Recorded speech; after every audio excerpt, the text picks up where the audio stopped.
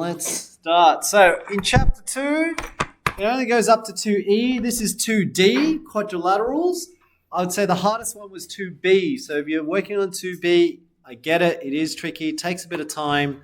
You only need to upload the fluency part and just try to move forward and do 2C if you're not there yet. Okay, but 2B is probably going to be more useful for next year, especially when it comes to problem solving and more difficult shapes and questions.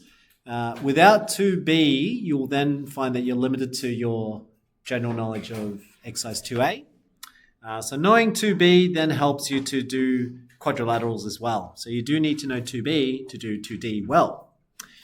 All right, here we go. 2D.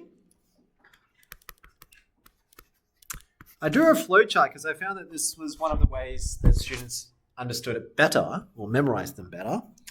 This whole topic is under what we call polygons.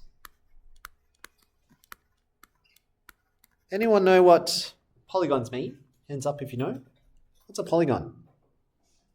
Like an hexagon with sides. Yeah, X number of sides. Now those sides aren't curved, it has to be straight. Now when we say a hexagon, most of you are picturing, actually how many sides does a hexagon have? 6. Most of you are picturing this. 1, 2, 3, 4, 5, 6. So we call that a hexagon, which is a polygon. This one has 6 sides. But actually, it doesn't have to look like that. It could also look like 1, 2, 3, 4, 5, 6. That's a polygon as well. And that technically is a hexagon as well. This one is what we call regular. Regular hexagon. So this one is a regular hexagon. And it implies that all sides are the same and all the 6 angles are the same. So most of you usually picture a regular hexagon. But if I just said hexagon, it just means a 6-sided shape. And a 6-sided shape just has to have straight lines. Doesn't have to be. It can't be curved. And it could look like this. Okay? But under polygons, we have 6-sided shapes, 3-sided shapes. You can't have 2-sided shapes because it won't connect the loop. It becomes an angle. So 3 is the smallest number, polygon. And then you go to 4-sided shape, which we call quadrilaterals. Okay, so under polygons, you have 3, 4, 5, 6, 7, 8, 9, 10, 11, 12. You'd only need to know the names up to 12 polygons, 12-sided shapes. All right, so quadrilaterals, there are 7 that you need to memorize. So you have to be able to identify what shape they are by the symbols. Okay, not by the look of them, but by the symbols. So let's start off, and the way I've organized it into these 3 arrows is to help you memorize them. On the very far left, what does this shape look like? A kite. Some of you call it diamond or kite, same thing. This is called a kite or diamond, but one of its special features, or what sets it apart from all the other 4-sided shape, is that it has no pairs of parallel lines. If you look at the diamond, there is no arrows shown. That's the only shape out of the 4 or the 7 shapes that don't have a parallel line at all. Okay, so no parallel lines, must be a kite or diamond. So when you're looking in your textbook, check if they put any parallel lines. If you don't see any parallel lines at all, that's an indicator that it could be a kite. All right. So here, what's some of the properties of a kite? When it is a kite, we say that the opposite sides are not equal. Have you noticed that? This side is opposite to this side, so I'm going to highlight it. This side is opposite to this side, but they're not equal. However, it is equal with the side next to it. That is different to what you're familiar with a quadrilateral. If I draw a rectangle, not only do they have parallel lines, but actually this side is equivalent to this side. So opposite sides are the same, and opposite sides here are also the same, except for kite. Kite's the only one where adjacent sides are the same. I'll write that down if you didn't know that word. Adjacent. Oops, let me do it again. Adjacent sides are the same. Kite's the only one that has that. And they demonstrate that through these dashes to say these two sides are equivalent. And in some ways, you can also see that mirrored image, kind of like your isosceles. If you cut it in half, you see if I cut it in half, that angle on this side is equal to the angle on this side. That side equals this side equals that side. It's a mirrored image. You cut it in half. That's one of the special features of a kite. Why am I telling you the features of a kite? It's because I know a lot of students confuse between a kite and a rhombus. So a rhombus, sometimes your textbook draw it like this. And then most students go, yeah, that could be a kite. But all I have to do to make it not a kite is by doing that. What did I do? I put a dash in all of them. That can't be a kite. That's saying that all sides, opposite sides are equal, and opposite sides here are equal. All sides are the same. In a kite, that's not true. So it kind of looks like a diamond, kind of looks like a kite, but that's a rhombus. Okay? Technically, a rhombus is like a square tilted. So that's why knowing the symbols is what usually they test you. So they'll put in the symbols, enough hints for you to tell, is it a kite or is it a rhombus? Okay? So that's one of the reasons why I'm telling you the difference between a kite or the key features of a kite. So write whatever you need to memorize adjacent sides are the same, no parallel lines. Cool? All right. After that, let's have a look. So you've got all the way to the left side, no parallel lines. And then in the middle, I split it up. A trapezium is the only four-sided shape out of all the 7 that has only one pair of parallel lines. So fill that in. Out of all the shapes, you're familiar with seeing 2 pairs of parallel lines. Trapezium is the only one with one. Can you see that? This has only one pair. The top and bottom, they're the same. They're parallel. These 2 don't have to be parallel. That's a trapezium. Same thing with this one. You could have a right-angled trapezium. So these 2 are parallel. It's only one pair. And then these 2 aren't. Okay? Once you have that, that's called a trapezium. So as soon as you notice only one pair, it's a trapezium straight off the bat. And there's only really 2 versions of it. Okay, one is 90 degrees, and the other one is both of them are not 90. Okay? And then finally, the last one, the last column is probably the one that has a lot involved, both of which, sorry, there's 2 that you already know, squares and rectangles. Yeah? But all of them share a common feature is that they all have 2 pairs of parallel lines. So what goes here? A parallelogram. Parallelogram. Parallelogram looks like the shape I've got here for you, so you don't have to draw it. Okay? This is what a parallelogram looks like. You can see that there are 2 pairs of parallel lines. So here's one. That's one pair. But because you have 2, that's what makes it not a trapezium. That's one pair, and that's a second pair. So that's why that's not a trapezium, and it's not a kite, because there's parallel lines. What's a identifying feature of a parallelogram? Well, the angles cannot be 90. Okay, so the angles are not 90. You got 2 acutes, 2 acute angles, and 2 obtuse angles. And conveniently, they are actually equal. This angle equals to this angle, and this angle equals to this angle. So if this was, say, 30, this one is 150, this is also 30, and this is 150. Now, some students may not realize why this is true. Using exercise 2b, parallel lines. What's special about 150 and 30? These 2 angles, what are they called? Macy? They're cointerior. See, if you hadn't realized, see a parallelogram, if I extended both lines, notice that if I extended these 2 ends, and then I drew a line down, that's your transversal line. See that? These 2 angles are on the same side of the transversal line, and they're both inside the parallel lines. That's why that's cointerior. But if they're cointerior, they're up to 180. So that's 150, that has to be 30. But then interestingly enough, you can also flip your head, or like as in tilt your head. And then these 2 are also parallel lines. So if I just rub this one out, these 2 are also parallel. And then you can also look at it this way. If I drew a transversal line here, these two are parallel, that's your transversal line, then 150 and 30 are again co-interior. They're both inside the parallel lines and they're both on top or on one side of the transversal line. That's one of the special parts of understanding 2B and how it links to 2D. Okay. Otherwise, most students kind of intuitively know these are equal, but if you ask them why, most students can't explain why. And that goes back to exercise 2B. Okay. So these are equal because of the co-interior property. That's why we know it's 150, 150, 30, 30. Cool? All right. So parallelogram is the biggest sort of shape, four-sided shape that's tilted, two pairs of parallel lines. Then you can take this and tilt it so that all four corners,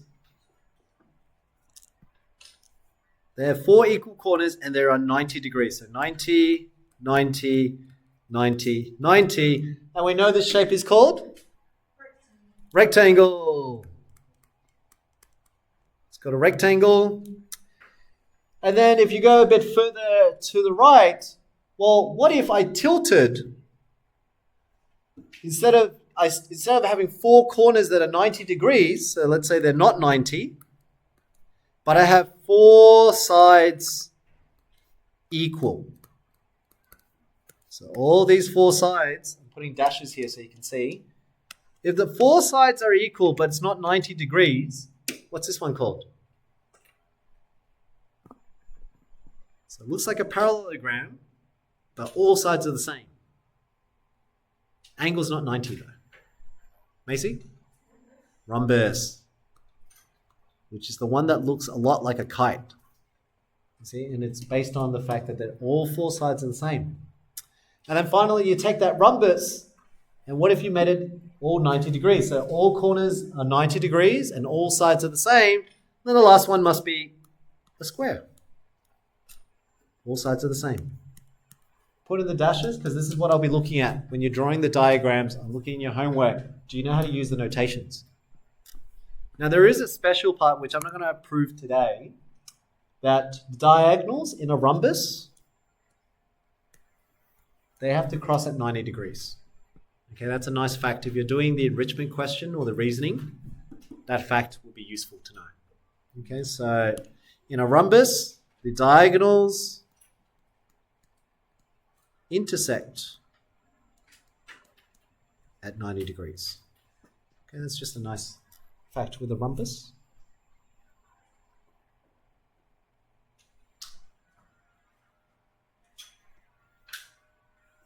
And if I zoom out, that's all the information that you need to know for exercise 2D. So you need to be able to identify them based on the symbols, and then you apply your understanding to them.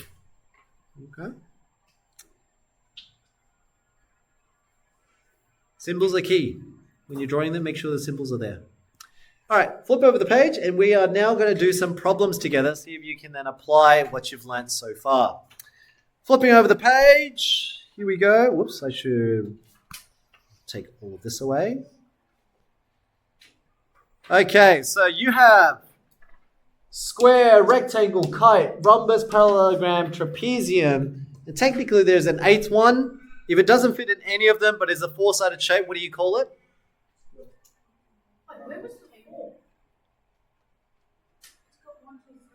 Oh, sorry, you're right. 5, 6. So seventh one. What if it doesn't fit in any of those? So it doesn't have parallel lines, or you can't fit in any of those categories. What's the last one called? Last year they started with an I. Irregular. We call the last one, if it doesn't have anything, so you can do something like that. That's an example of an irregular quadrilateral. So it's still four-sided, still a polygon, but it doesn't fit any of those. It doesn't have parallel lines, but it's not a kite, and it's not equal sides like a rhombus. Boys, thank you. Let's not do that. All right, and finally, we know that all the interior angles in a quadrilateral, so in a four-sided shape, no matter how it looks, if you add all the angles together, they should add up to Ooh, that's for triangles. For triangles is 180. For 360. 360 is for quadrilaterals, so four-sided shape. 360. But here's the question. Yes, that's very good.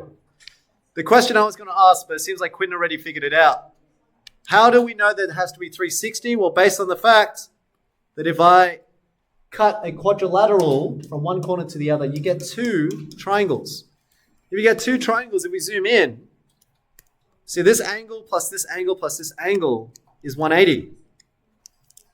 That equals 180. Then if I did the other triangle, this corner plus this corner plus this corner is also 180. So if you put it all together, that's your four corners. They have to add up to 360 because you're doubling it. So the number of triangles you can see tells you the number you multiply to 180 to get to the total. Okay? So yes, it is 360. All right, let's solve some problems then. Let's have a look at the first one. What type of shape is A? Can I please have, let's go with Mark. What do you think the shape for A is? Kite is correct, but I'm interested in Y. J. Why do we know it's a kite? What's a key hint they've given to us to tell us that's a kite? Because like it won't be a rhombus because like rhombuses have like all parallel and like these the sides are the same and the tops different to the bottom. Okay, I can see what you're saying, that the tops and the bottom sides are different, but it doesn't actually give you a symbol to tell you. So I could have drawn it wrong, but actually maybe I wanted to say that they're actually equal. So it doesn't have to be drawn to scale. Don't rely on that. Rely on what they've given you. What have I given you? It's 100 each side plus 90 up the top, and 90 plus 9 is 180 plus 200 is 3. Doesn't it? No, you were correct to state 100 and 100. Why is that key? It's the same. It's mirrored images. And that was the key part, that if it's 100 degrees and 100 degrees, that means this angle here, the creation of these two lines are actually the same. It's symmetrical. If it's symmetrical, that's one of the features of a kite. Opposite angles are the same. Okay, but these two are not. See, that's 90 and that's not 90, so it's not symmetrical. That is literally the feature of a kite. Okay, so you have to look at the features and then identify. Can't just rely on your instincts. That's how they get you with a rhombus versus kite. Okay? All right, so we know it's a kite. Now to answer the question, I think that's what Quinn was doing before. He said 90, so he said 100 plus 100. So we're adding these two sides plus the 90. And remember, we need to add on the final corner. So four angles. It's totaling meant to be 360. 100 plus 100 is 200. 200 plus 90 is 290. So how much more do I need for A? 70. So therefore, A equals 360 minus 290, which you know is 70. Very good. Notice the way I'm laying it out. Here's a diagram. Here's my problem. Here's my method. Here's my answer. I didn't just write A equals 70. Yeah, I showed you the steps and how I did it. That's what I want you to do too. Second one, B. What type of shape is this one? Let's go with Thejus. What shape is this? Trapezium is correct, but I'm interested in the reasoning. Let's go with Ava. Very good. The key was there's only one pair. So one pair of arrows, that's how you know it's a trapezium. And then once they're a trapezium, again, we can use the properties that we have learned from exercise 2b. These two are parallel. Here's your transversal line. So knowing that, what's 70 and A called? What's 70 degrees and A called? Can I have Hamish? Co-interior. Co-interior. They're both inside the parallel lines and it's on the same side of the transversal. So if it's co-interior, they must add up to 180. So if that's 70, this must be 110. So when you write A is equal to 110 degrees, you must write because it's co-interior. That shows that you understand how you got there. Or you could have done 180 take away 70, it's 110, and then you write co-interior. And that's okay. That shows that you understand why it was that. Then how do you find B then? What do you do to find B, James? You find out what plus 125 equals 180 degrees. Yep. Why? Because it's co-interior as well. Beautiful. So if you notice that these two, again, it's a parallel line. This is the transversal line. 125 and B are co-interior again. So you would say B equals 180 take away 125. 180 take away 125 is 55, I think it is. 55 degrees and write co-interior. The only reason why you know it's co-interior is, again, two parallel lines. Transversal line, these two are within. So that's why I'm saying if you understood 2B, then these are the identities that you can pick up on. If you weren't strong with that, you may then rely on instincts. And you might say 70 and 70. That's what sometimes students do. So you just go, oh yeah, opposite angles are the same. But if you're being more critical, one's an acute, one's an obtuse. Can't be the same. Okay? All right, so let's go with the next one. Oh wait, I already got the answers here. Let me just delete them. Delete. All right, here we go. So we've got now an odd shape. It's not one of the usual shapes that we know, but we can see there's a quadrilateral here, four-sided shape. We know this is 62, 97. This is 90 degrees, so that means we can find out this angle here. What do? We know that all the angles in a quadrilateral must add up to 360. Very good. So you got 62 plus 97 plus 90 plus this question mark, which we don't know what that angle is. It's meant to equal to 360. Let's add it together. 97 plus 90 is 187. 187 plus 62. What is that? 249. 249 plus what equals to 360? Take your time. 111. Very good. And again, write out your thinking. There's lots of ways to do it. You can count with your fingers. Add 1 to make it 250. 250 plus what to get to 360? I know that's 110. So 110 plus an extra 1 is 111. Or you could just do 360 minus 249, whatever's left over. That must be your answer, which is 111 degrees. Well done. Last problem. This one looks tricky. And again, you've got to use your understanding of exercise 2B parallel properties. Notice how you got two parallel lines here. And you also have two parallel lines here. Okay, so first of all, you know that the bottom right corner is 106 degrees. Yep. So you can make that 106 degrees. Yep. And then you have to fill in the top right corner what you have to do 180 minus 106 to get the unknown value there.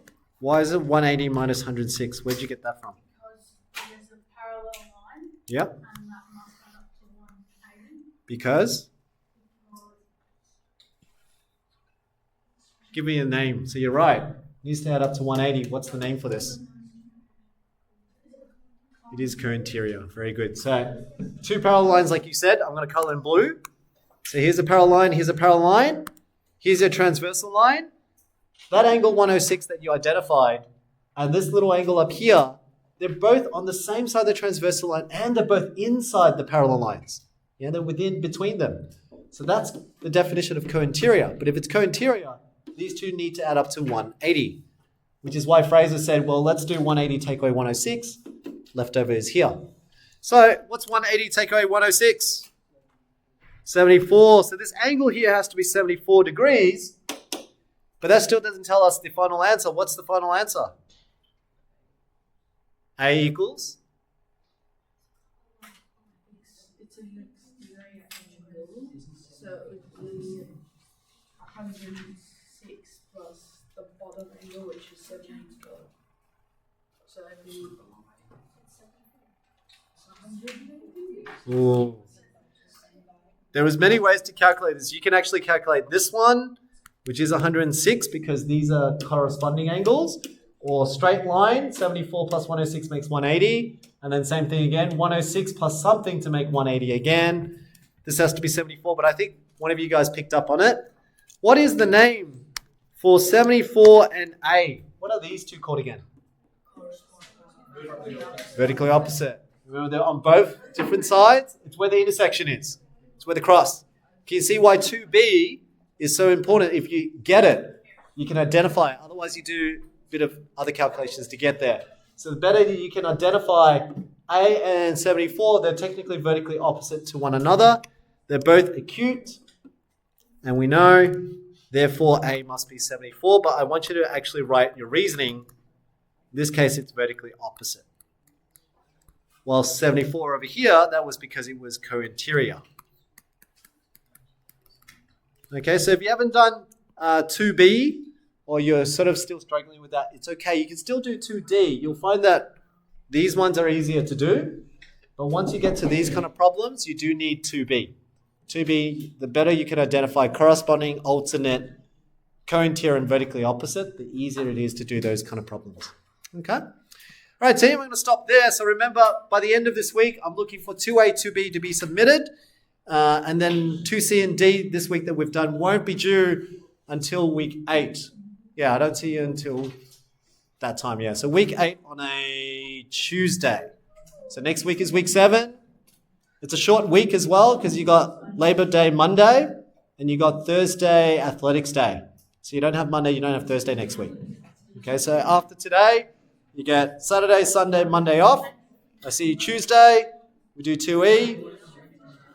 Wednesday, Thursday, I don't see you. And then back to week 8, that's when I check your work. Okay? Oh, this one. Oh, yeah, we never calculated it.